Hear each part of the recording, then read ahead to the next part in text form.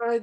Welcome everyone. Holding by this Q&A. Again, want to welcome everyone to this Q&A. Question came in earlier, and that is the feeling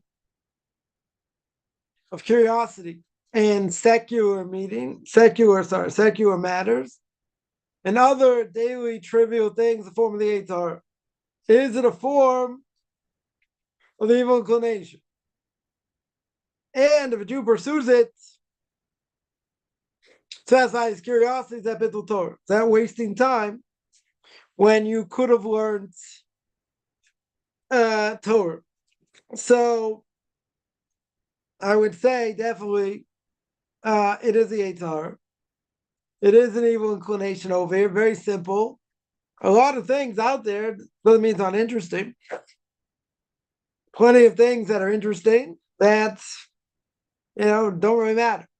And we get caught up in and we waste our time in. Now, if it's something where a person could have learned, and instead of learning, they waste their time doing this, that's forbidden, right? That would be forbidden. That would be wasting time when you could have learned.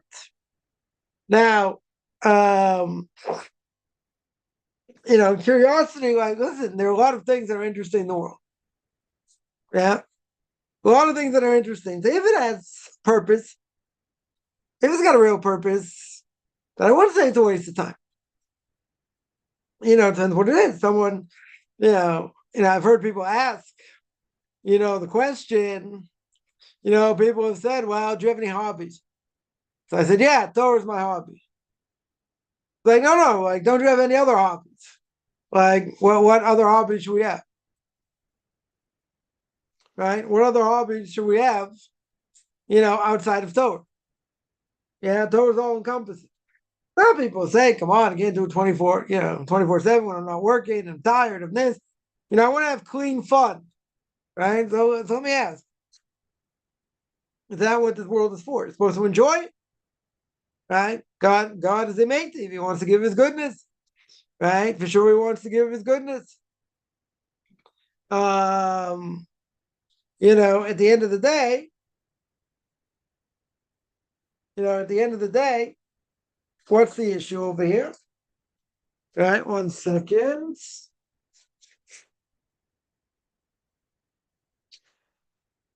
The issue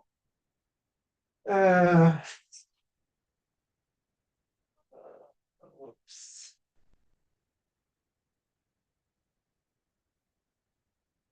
Yeah, sorry about that. What is the issue? What is the issue going to be? What is the issue going to be on?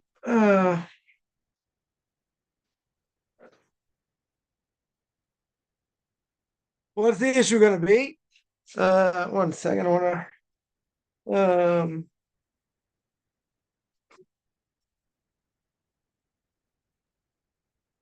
All right, one. All right, what's the issue going to be? The issue is going to be you're wasting time. You're wasting time where you didn't have to, where you shouldn't have.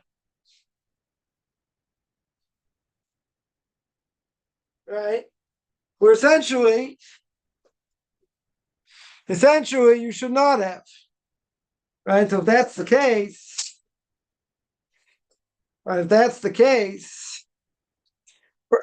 and a person's wasting time, right? That's certainly not going to be good. Right? That 100% is not going to be good. Right? So therefore, all right, I think we're good here now. So therefore, God's Metiv, God wants to do it, give of his goodness. Right? So what's his goodness here? What do we say his goodness is? So his goodness is Torah. His goodness is keeping mitzvahs. That's the goodness, right? So if you're not doing that, right, essentially if a person's not doing that, you're wasting time, right? Now, this is sort of a catch-22, though, in the sense that a person will say, come on, I'm not a machine. Can't learn all the time. A person gets tired. Person maybe not in the mood. Let's say, whatever it may be. Whatever it may be. So there are a lot of things. There are a lot of things out there interesting. Interesting information. Okay. Always got to ask the question, is this good for my soul? Not good for my soul. Is it going to be good in my avodas Hashem? Is it going to help me to serve God? Right? So the question is this curiosity part of the Yetzer Hara? Sure. 100% is part of the evil inclination. Right? I don't think there's any question. Because a lot of these things, they're relevant. They're relevant. A person would say, wow, this is so interesting. People into history, people into other things. Okay. Does it give you, does it help you in your service to God? Right? So if it does, then it shouldn't be. Shouldn't be wasting time. Right? But most likely, a lot of these things have no relevance. They absolutely have no relevance. So then the question is, okay, if that is true, does that consider Bittul Torah? For a Jew, does that consider wasting time when you could have learned? Yes. If a person could have learned, they didn't, and they wasted time, okay. Now, if they were going to learn anyway, is this a better way to spend your time? Person's going to have to ask themselves the question. They're going to have to ask themselves the question, is this beneficial for me spiritually or not? But you're going to be honest, right? Person has to be honest, because the reality is probably not beneficial. Probably a total waste of time. Now, someone will ask, okay, good. Jews got more of an obligation to learn than non-Jews. Good. That apply to a Noahide. So again, I would say it doesn't come under the Noahide laws. And I would also say it's probably a moral imperative. Yeah, doesn't apply though. Right? It doesn't apply. They want to, look at interesting things. Whatever. They can, but they're going to have to ask themselves the question also. Does this make me a better non-Jew? They don't have the same obligation to learn as a Jew. That's clear. 100% they don't have the same obligation. Does that make them a better person? A lot of things Kaufman would say are moral imperatives. They are moral imperatives, not obligated. Non-Jew definitely not obligated by it. But it's a good thing for them to do or not to do. I.e., speaking Lashon Hara doesn't apply to non-Jews. A lot of things about the laws of Lashon Hara that, are not rational, not universal, according to the Torah. So non-Jews, it doesn't apply to them. But isn't it a good thing? Non-Jews shouldn't speak about others badly. Right? Talking about non-Jews, not to mention Jews. Yeah. First will say they deserve it, they have a coming, they have this, they have that. Doesn't matter. What's the bottom line? Right? What's the bottom line? It's not good for them. People admit it's not good for them. Speaking against others. Yeah. But again, it's not universal. It's not universal. Right? So, some people will justify it. They'll say the person had it coming. They did this, they did that. Yeah, and not so simple here. But again, the laws of Lashon Hara don't apply to non-Jews. But is speaking badly against others a good thing? So again, most people would probably say no. Unless they'll say, person has it coming. They deserve it. Look what they did. Yeah. So that's about speaking Lashon Hara. What about vulgarity? Everybody curses, right? Most people curse. Right? So if you ask most people, would you curse in front of your kids? Now it depends how old their kids are. If the kids are younger, maybe some people, I don't know today or not, maybe some people would say no. In front of my kid, I wouldn't curse. That's already level. Some would say, I don't care if it's my kid, I'll curse anyway. Yeah, is it a good thing to curse? Now, if you ask most people, they probably say it's probably not such a good thing to curse. Some people would say that. Yeah, so even some people would say it, should a non-Jew do it? Does it apply? So what would we say?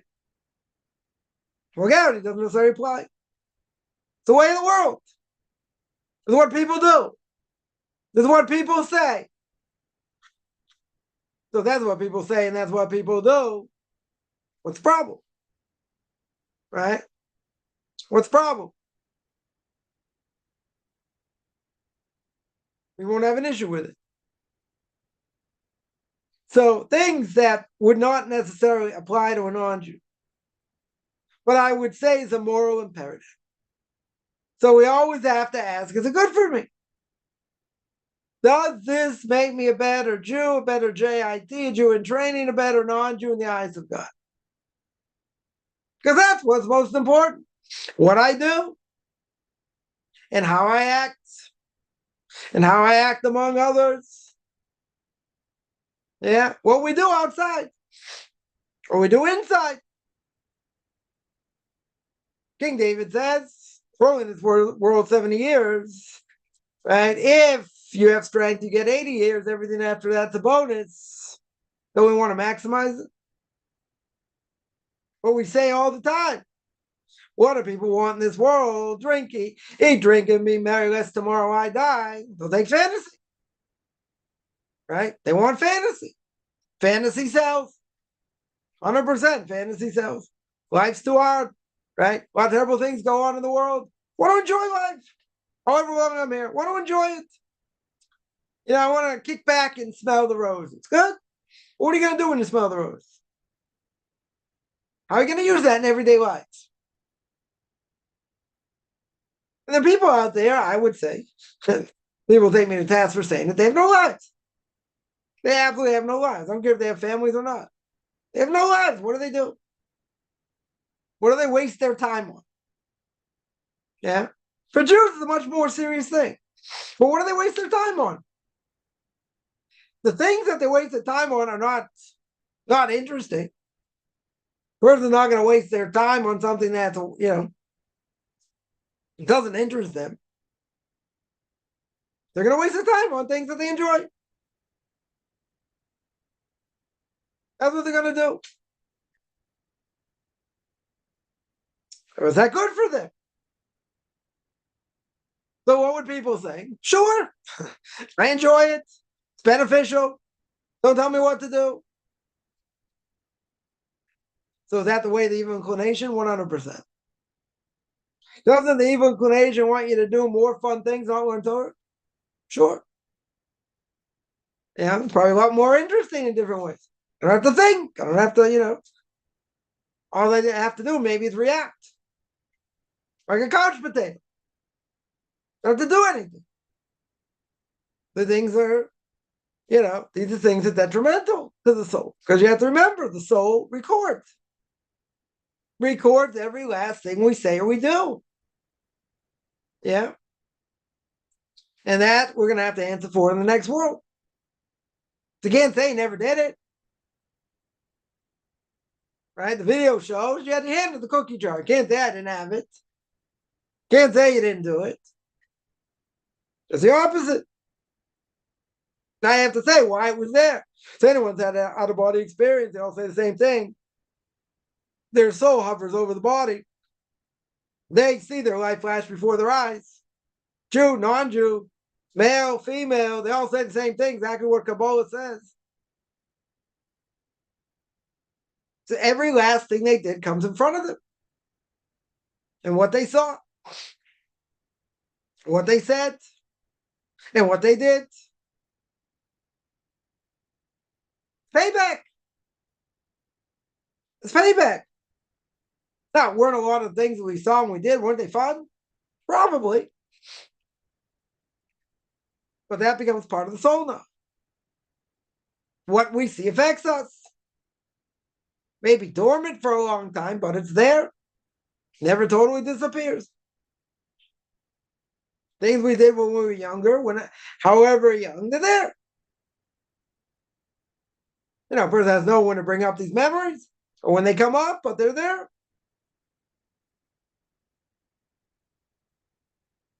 So what we see affects us. Doesn't the evil inclination want to get us to fail? Want to get us to make mistakes? Want to get us to take what's the less important thing, make it the most important thing? Exactly what the evil inclination wants. It doesn't have to be in a major scale, but the more a person delves into these things, the harder it is to stop. Right? 100%, it's harder to stop. There's no question. It's like any bad habit. Anyone who smokes, try and quit. It's very hard. Even if they want to, even if they know the bad effects.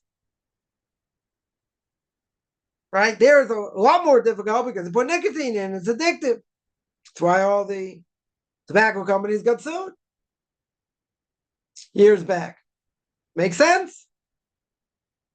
But to be able to change anything is hard. And the more you feed it, the harder it is.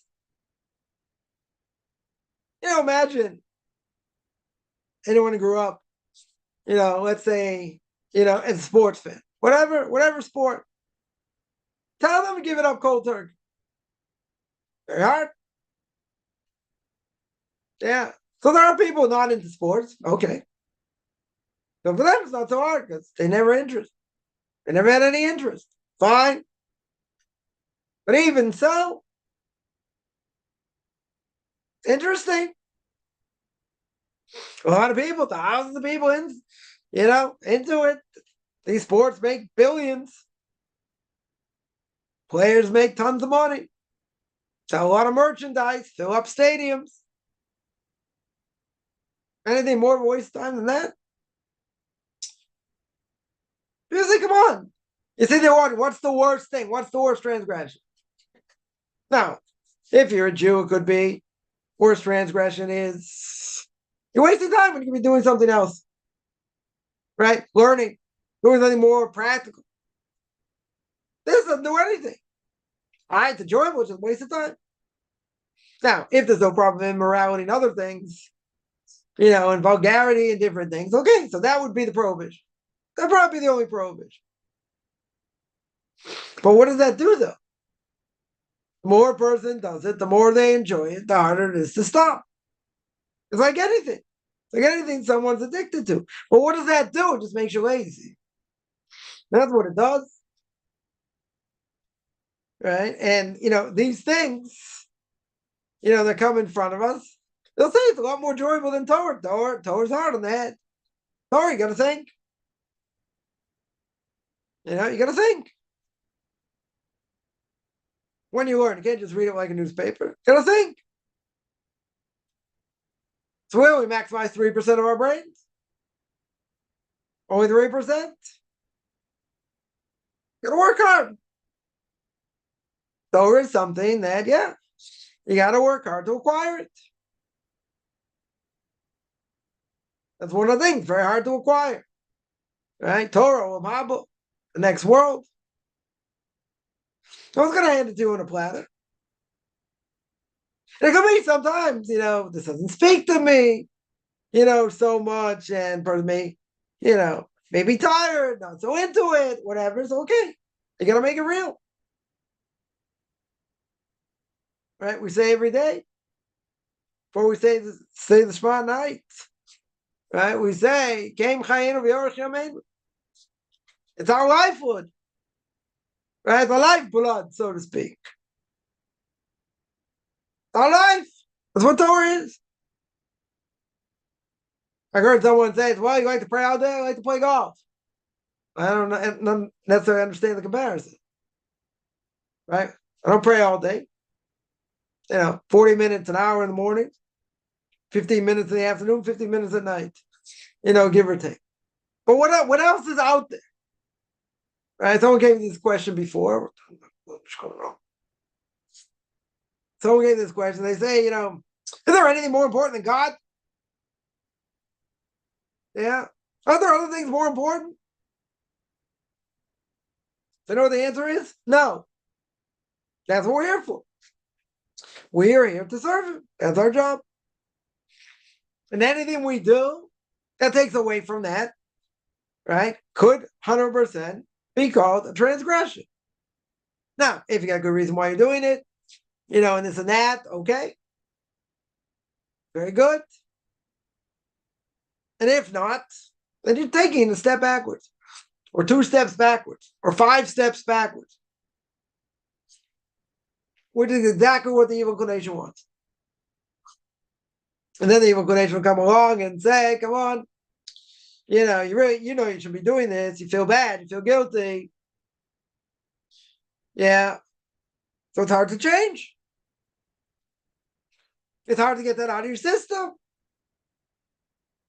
Same for non-Jews. That doesn't necessarily apply to them. Right? They stay non-Jews. A lot of this stuff is interesting. Could be fun. Could even be quote-unquote educational. Okay. Right? I won't go into my tirade about education. But let's say person gained something from its educational. Yeah. They kept up to date with what's going on in the world. Yeah. Whatever. Did that make them a better person? Did that enhance their relationship to God? That's the question. And if it doesn't, right, if essentially it doesn't, then that comes under the transgression, under the category of being a transgression. There's nothing in between. You could tell me, wow, maybe some things are better than others. Yeah, maybe. Maybe that's the case. Some things maybe not so bad. Maybe. But you got to be all in. Brother wants to be a Jew, you got to be all in. You want to be a non-Jew, stay a non-Jew. You also got to be focused. The focus as much as the Jew does, but think about it. They also have to learn. They also have to be good, upstanding citizens according to the Torah. Whatever applies to them. But there are many things I would say, even if it doesn't apply. In other words, not liable for the no-hide laws. But still a moral imperative.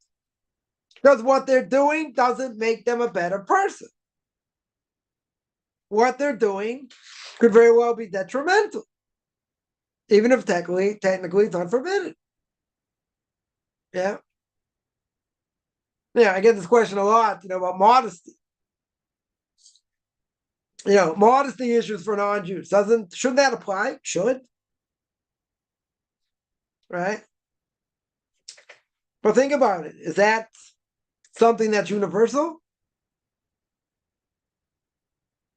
Right? Is that universal? Just sleep. They're sleeping. Go to your thing at 6. Yeah, they're sleeping now. They just got back. Mom, give mommy. They're sleeping in there. So essentially, it doesn't make me better. Even as a non-Jew. Non-Jew can say non-Jew. No problems. They don't want to convert.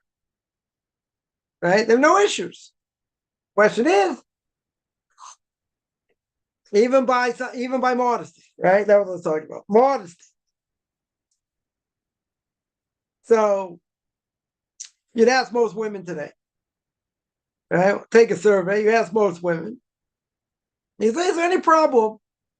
It's hot in most places right now. Is there any problem dressing down? Dressing immodest. Is there any problem? Tank top, shorts, mini shorts, whatever. Is there any problem? And what would most women probably say? No. unless they're more traditional. They'll say it's not a problem. There's no issue. I can dress the way I want. People look, it's their problem. Right? So then there's a question, very good. Is that putting stumbling block in front of people? Putting stumbling block in front of somebody that applies to a Jew doesn't necessarily apply to a non-Jew. Right? So a non-Jew would say, non-Jewish woman would say, come on, if I'm dressed to kill and someone looks, that's their problem. You're right. 100%. It's their problem for looking. Right? But is that the way, but are they causing them to look? So you just said that really that shouldn't apply. Putting stumbling block shouldn't apply. Okay. Even if it doesn't. Person who looked, right? If it was a Jew that looked, yeah, transgression. If it was a non-Jew that looked, right? We said before, not going after your heart, not going after your eyes applies to who? A Jew. Applies to a man and a woman. Why does that apply to a non-Jew? Right? So a person will say, wouldn't it make them a better person if they don't stare at different things and they have fantasies or different things? Again, the Noahide laws are all about the fact that they're universal according to the Torah. So the question over here is that universal? Does that make it universal? Now, I would think,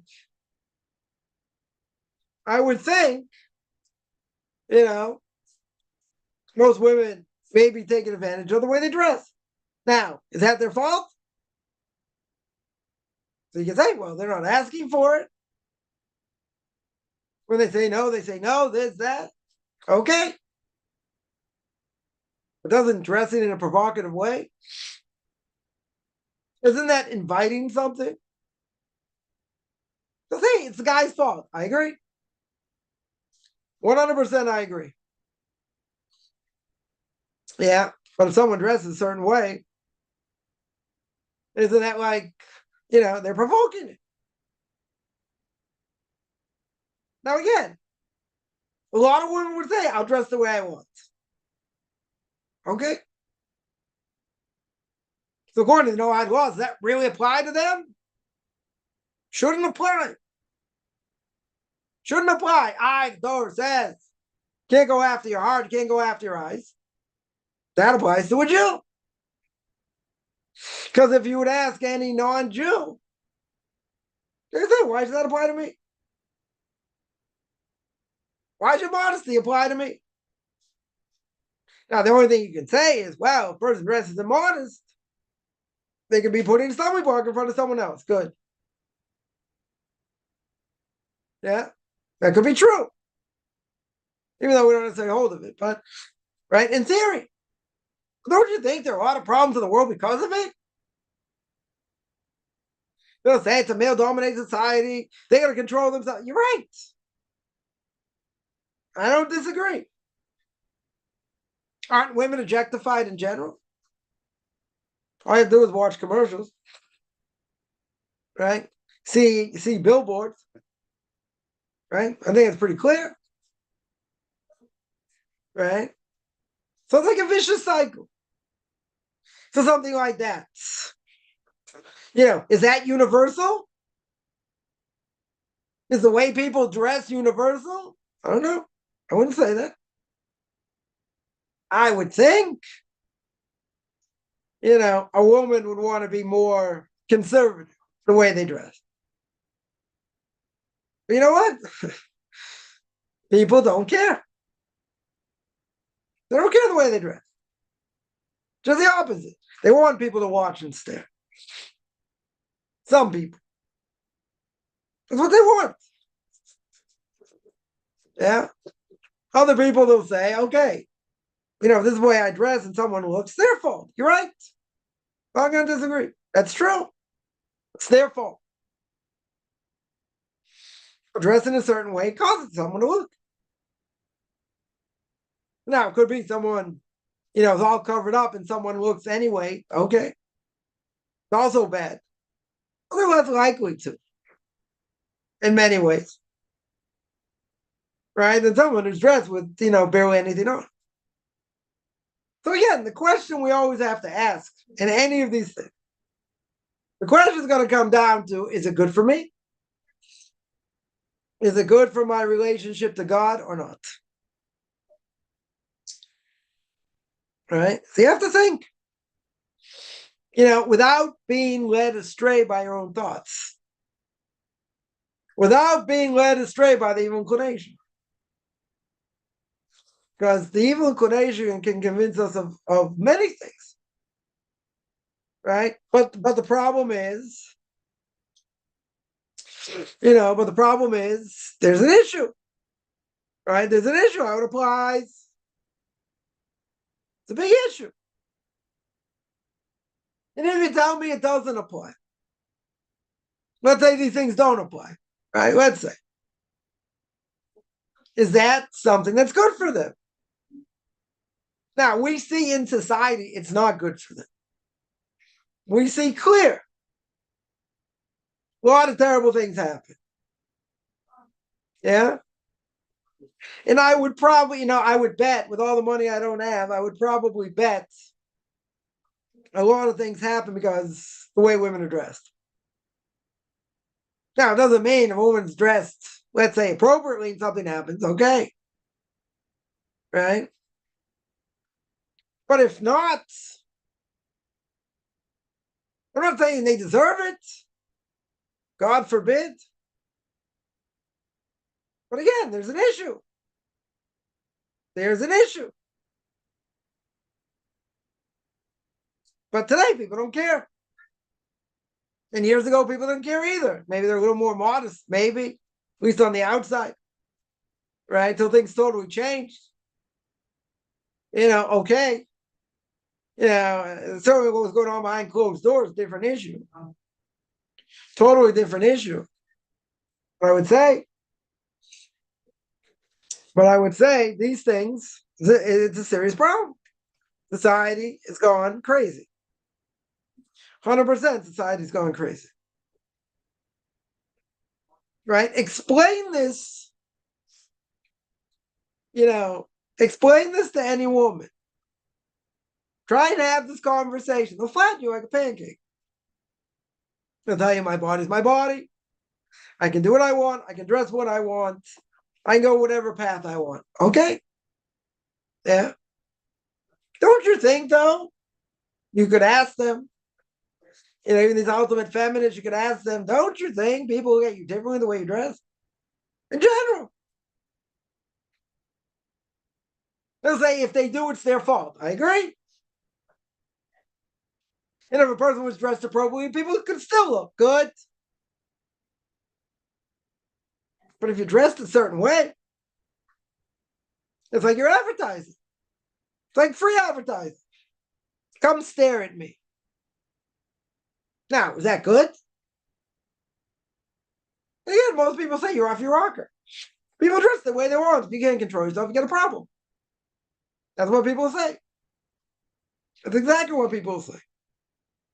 You have a serious issue. Right? So again, can we say definitively they have an obligation? I think so. I think it's a good idea. It's not the same level of modesty that we have. But, wouldn't it be better for a woman to dress a little more modest? Sure. For her own sake. Yeah. And not just to, feel that she has to attract men. But she's going to dress a certain way to attract men. Right? That's just inviting danger. Yeah. Again, they'll say it's not my fault. Men have problems. Okay. Yeah. It's true. But this does not make them closer to God. That's the point. It's not going to draw them closer to God. Now, based on that, would I say there's an obligation? No. It's not an obligation. Not an obligation. Yeah. Somebody asks, should Noahite avoid playing football with their brother because it might risk that a ball might fly against the brother and cause pain? Also, this person gets hit with a football, same thing. Yeah. Are you worried about pain? So I would say, if you're playing contact sport, there's an issue. Might be an issue. Causing pain. That again, more by a Jew than a non-Jew, right? Because essentially, let's say for playing rugby or American football, let's say, causing the other person pain, or boxing, certainly causing the other people pain, or mixed martial arts or other things. So for Jew, that might be an issue, right? Certainly might be an issue, right? But he says it's part of the game. You're not doing it just to inflict pain, right? You're not going beyond that. But essentially what you're doing is causing the other person pain. Yeah, so that's part of the game. That's the way it works. Could be there's a leniency for that. But then again, you're putting your life in danger also, right? People play football, American football, got all kinds of problems after they retire. Right? I saw a statistic, it boggled my mind. What's the amount of time that they would play professional football? 3 years. After 3 years, usually, they have injuries, other things, that's the average. Right? So that's why I try and cash in as much as possible before they get injured. Right? Now, the whole point of the game is not necessarily to injure the other person, but, if you're running really fast and you hit someone like a freight train, of course you're going to cause pain, even with all the pads. But not more than that. They're finding, a lot of these players have, brain damage. Certain level of brain damage, they end up committing suicide because they can't take the pain or whatever, later in life. So can people play with that danger? Probably. Right? Even though they're causing pain to someone else. Right? That's, again, there are sports I would say are worse. There were worse sports to play than others. Okay, so that's different. If you're playing, if you're playing Jew or non-Jew, it's not going to matter here. Do I have to worry that the person might get hit with the ball or get injured? Well, I don't have to worry about that. Every time you play a contact sport, a real contact sport, that's a different issue. Throwing the ball, kicking the ball, this and that, right? It shouldn't be, that should be an issue. If they're playing football or what Americans would call soccer, would that be an issue? Couldn't you get injured doing that or injure someone? Yeah. Is it likely? Again, I'm not a big soccer fan or a football fan, but, is it likely that someone's going to get hurt? Potentially. I would say that other sports are worse. There are other sports that are worse. American football is worse. Rugby is worse. Boxing is worse. Yeah. What other things are worse? But in this case, I don't have to worry. Right? Why? Again, you're talking about something that's far-fetched. Very far-fetched. In fact, you might throw the ball that might cause them pain.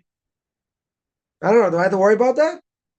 Something's like a 20% chance of happening or less? I don't have to worry about it. What if it happened? Okay, it happened, but other things are much worse. So that I wouldn't worry about. Then the question is, okay, well, no, it's pastor in a car or bus driving the city or whatever. Can they gaze at the fields of trees? Is that coveting? No, it's not coveting. You want to look at God's creation. You see a beautiful mansion going by. Is that coveting? Coveting, is a specific definition. Right? Coveting can be when you try and convince someone to sell something because you want it, then you try and get it away from them. That's coveting. But even if I don't do that, the question is, do I have to give over money or not? To be over this prohibition, certainly for a Jew. Yeah. Do you have to give over money or not? So that way, you don't. Even if you don't give over money, you can still transgress covenant. I don't think it applies to non-Jew. That shouldn't apply. Right? That's not covenant. Right? Again, if you're looking at things to enjoy creation, that's not a problem at all. If you look at someone's house or whatever, or their fields, that covenant, no. Coveting is only when you want it, you try to do something to get it. Even if you don't spend money. Right? That's the definition of coveting. So I would say no. Somebody asked, I know the Hebrew Bible hermetically, reading between the lines instead of reading it literally. This is educational enhancement Kabbalistically. Well, I'm not going to talk about Kabbalah, but I would say it depends. Can't give a one-word answer here. Why do I say it depends? Right? Because it's a good, it's a good thing to say over here. Because the point is that you have to look at the verse. You have to look at the verse. Some things are metaphors. Some we take literally, right? Or some it means something else. Meaning, Lord says take that an eye for an eye. Now we don't hold that literally. We don't say, well, some person damaged your eye, you go damage theirs. No, it comes under the laws of damages. Right? It's going to come under the laws of damages. Okay.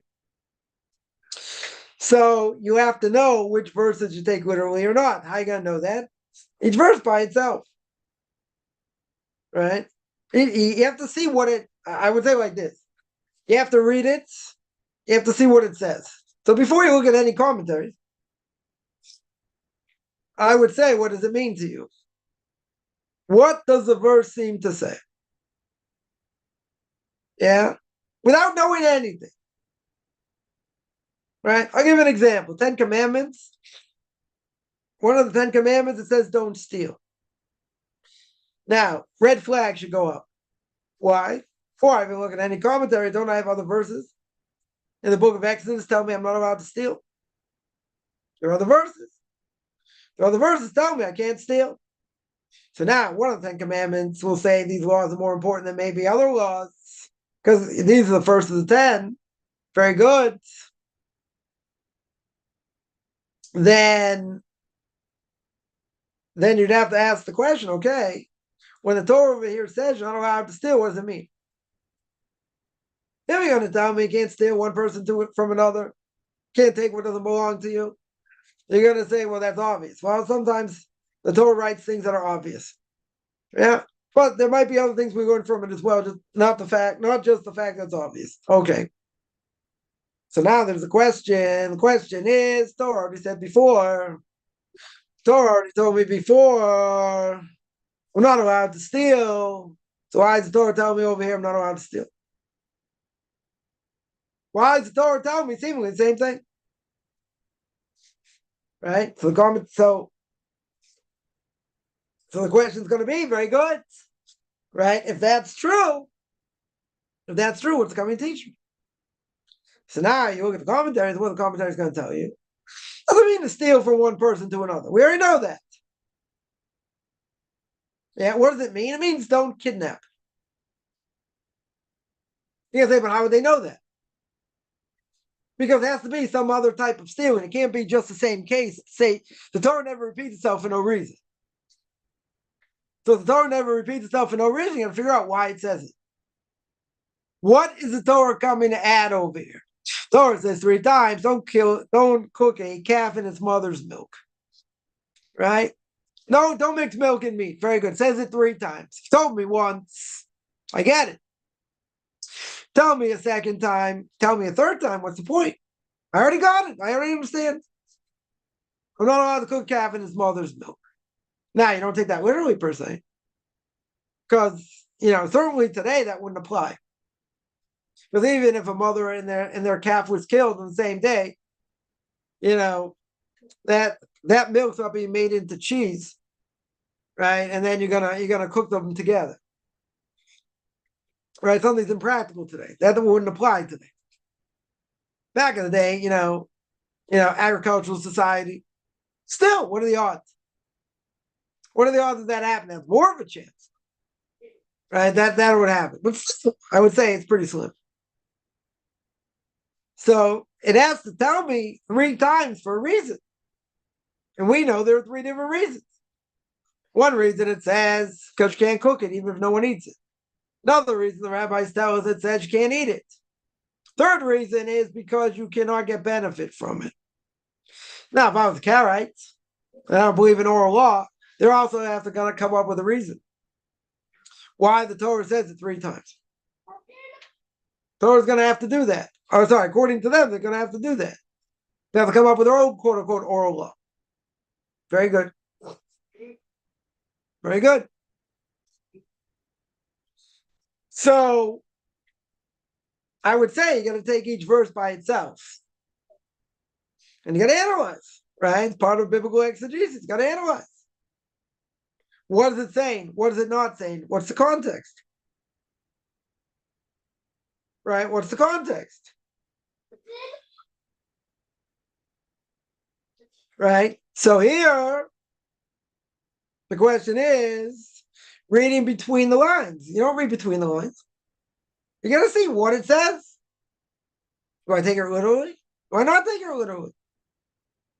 In either case, if I do or I don't, what does it mean? What are the ramifications? Yeah. So the question is, why is this educational enhancement Kabbalistic? What does Kabbalah have to do with anything? Yeah, people will say, people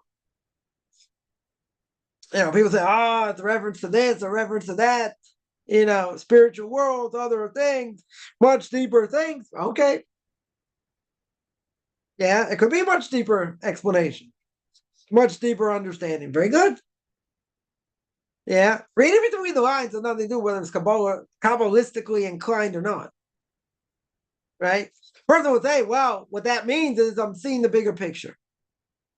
I don't want to see a much broader picture in what's going on behind the scenes. Yeah, there are a bunch of things like that. Take the sin of the golden calf.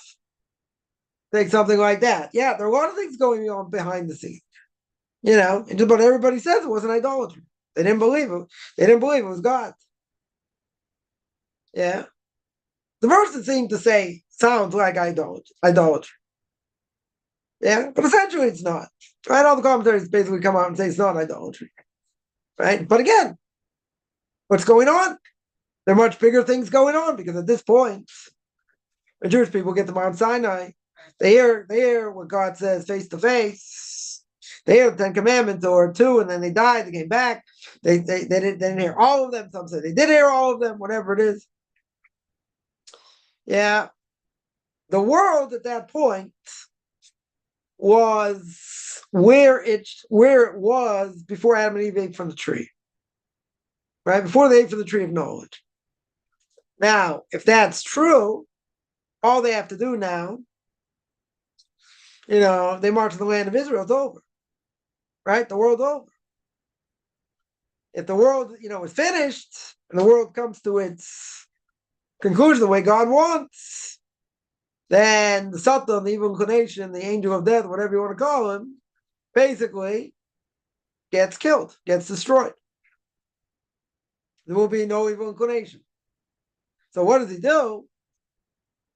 So he makes an image, the Medrash says.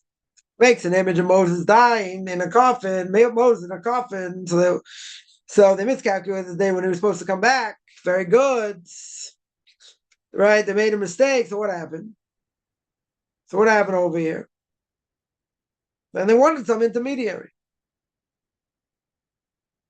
So there was something bigger going on. Not just the fact that, they bowed down to this calf. This calf was talking and different things.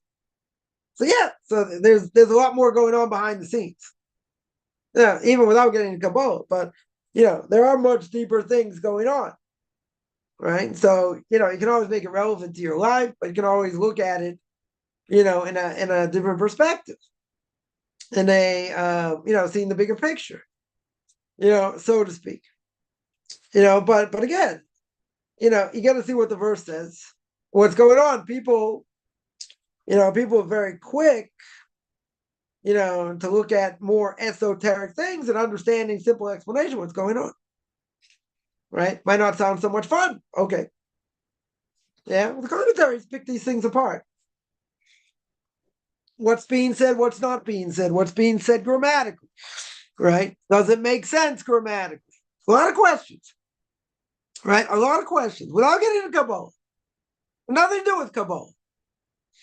Yeah, but a person can go deeper and understand it deeper. You don't have to look at it necessarily on the surface. But I would say, the first thing is understand what it is saying or what it's not saying. Simple explanation. I'm not talking about anything, esoteric or anything like that. Simple explanation. Tell me what it says. Right? Now, think about what it means.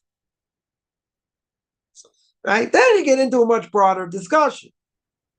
What does it say? What doesn't it say? What's the reference? So you might have heard a medrash, you might have heard this. See, seeing it in a bigger way. Okay, nothing wrong with that.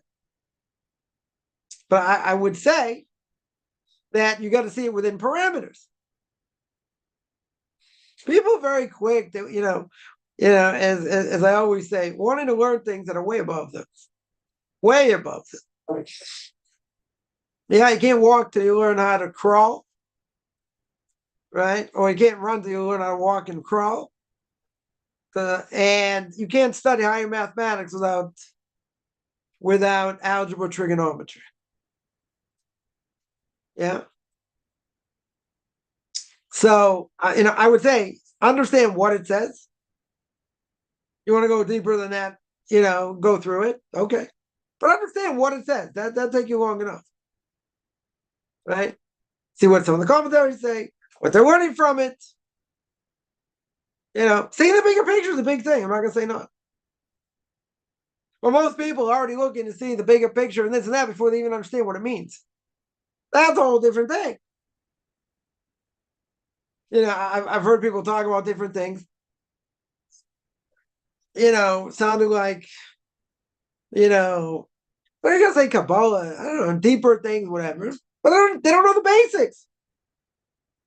They don't know the basics. So why are you running to something more esoteric if you don't know the basics? Yeah, let me see other questions. Someone here mentions as well, when the eye see, the heart wants, right? But again, that doesn't mean a covet. Covet could be with money, without money, as we mentioned. How to prevent others from coveting our life? Oh, I'll tell you one thing. If a person has money, don't flaunt it. Even if you want to buy nicer things, hide them. Because people could be jealous. Jealous could cause evil eye. Evil eye, 99%, the Gemara says, kills people. They die from that. Evil eye means you've caused jealousy. You've caused someone to be jealous. Let's say you have a house, you built an extension, or an apartment, you build an extension, whatever it is, because you have to, right? You need space. You're not flaunting it per se, right? And someone says, well, they're jealous because they can't build, or they don't have money to build, right? That means you can't build? No, right? Doesn't mean that. But I would say you got to be very careful. You got to be very, very careful. Causing jealousy to someone, even if that's not your intention, opens up your file. Right? God's going to open up that file. The only time you ever want that file opened is when? On Rosh Hashanah. That's it. You don't want it open. Because now someone's complaining and someone's jealous. Now, they can have a problem being jealous. Good. But you cause them to be jealous. So now, Mr. S says, let's open up their file. They're causing someone pain. Does that person have a claim? If the person doesn't have a claim, good. They didn't do anything wrong. Person does have a claim, then you got to be careful. Now, in such a case, does that mean, I can't enjoy good things? No. But you don't want to bring the ire of other people that are jealous. Doesn't mean you can't go on vacation. Doesn't mean you can't build an extension, right? But you want to do it in a modest way. Or someone tells the story, someone's doing an extension on their house. It's a guy walking by, says, I think you should build it this way and build it that way and build it the other way. Yeah. Next day he says the same thing. After the third day, the owner's like, "What? Like, who are you to tell me how to build it, not to build it?" Right? So he says, "What you're building, you're not building on the inside, you're building on the outside."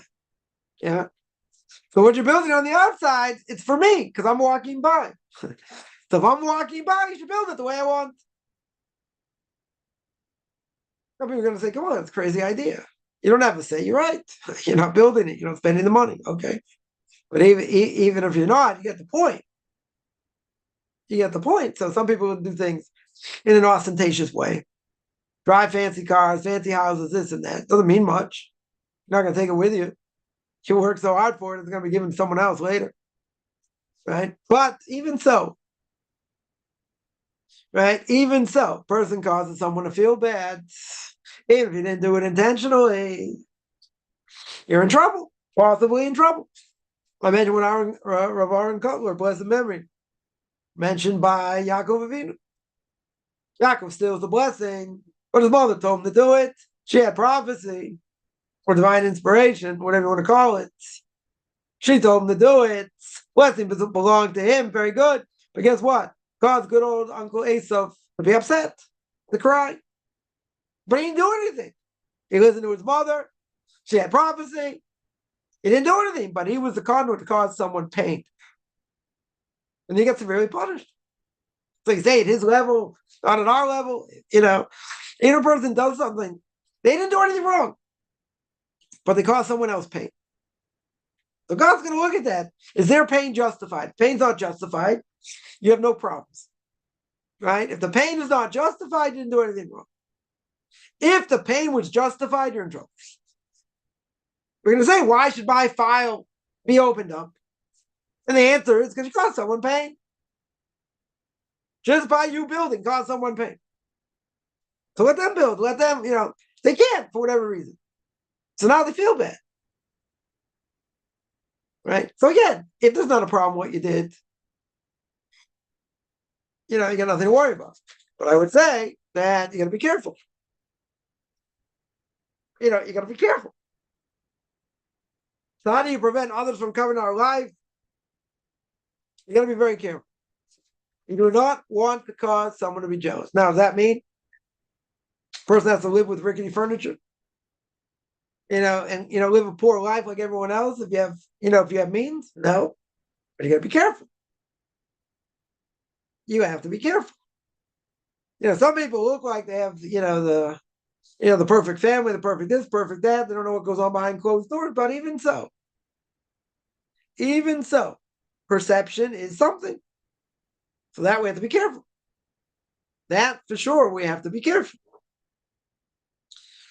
Right? So, we have to do things in modest ways. In very modest ways. Because we don't want people to be jealous. Jealousy kills people. Gemara says 99% of the people die because of that.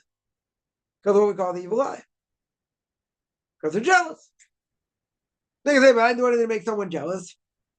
Why should my file be open first? Because you're causing someone pain. You're causing them pain.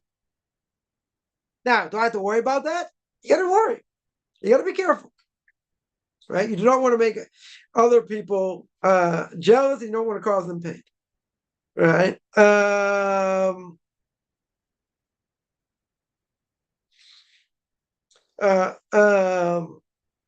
Someone asked, Karaites. I mentioned Karaites.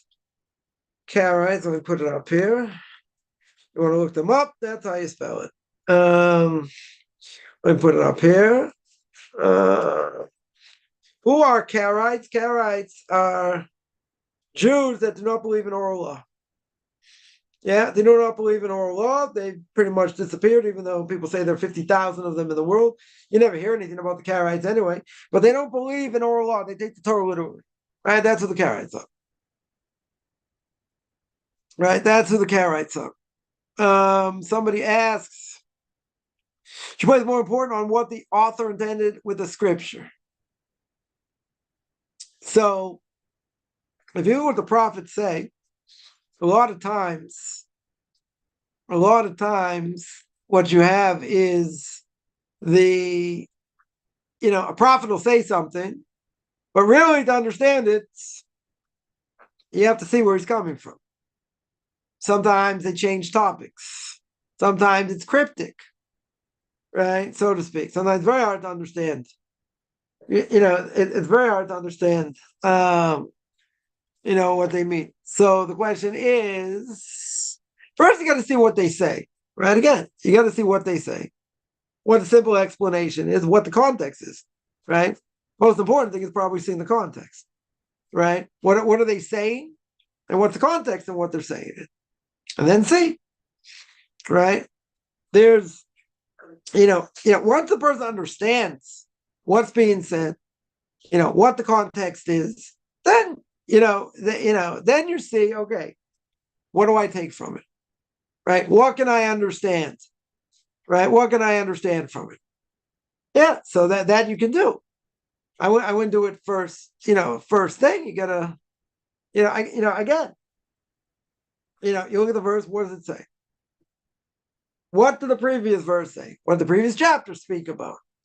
Right? Is there consistency? What they're speaking about? Then understand, be able to go through some of the commentaries, what the commentaries say it means. Then after that, once you see what they say, or they argue about what it means or whatever, then the question is, okay, what does it mean to you? That's a different issue, right? But you don't look at the verse and say, oh, you again, if you're going to do that, so the first thing you're going to do is when you look at the verse, what does it mean, right? What does it mean? What would I think it means? Yeah. Then you see the greatness of the commentaries in what they tell you what it means. Because you have to remember, they knew all the facets of Torah, right? So if they knew all the facets of Torah, I'm going to listen to what they have to say. Good. Then you have to figure out, why did they say what they said, right? That's a different level, right? That is that's a different level, so to speak. Because you might say, I think it means like this, or I think it means like that. So you might be right, you might not be right. Right? The question is, what is it? What do I think it says? What do I think it says? What do I think it's a reference to? You see what the commentaries say, right? And then the question is, okay, what do I gain from it? What do I get? What do I get from it in my own everyday life? Right? That's what I would say. Yeah. Any other questions?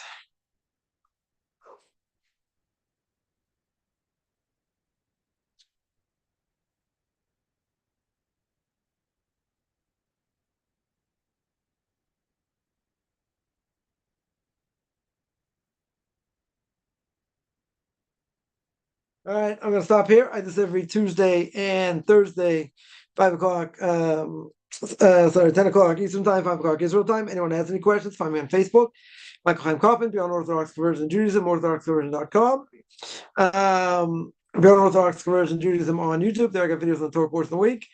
Q&As, ethics for our fathers. You want to send me an email, rabbichaimkaufman@gmail.com, RBBICHAIMCOFFMAN @gmail.com. Wish everyone a good beginning of the day, middle of the day, depending where you are, end of the day.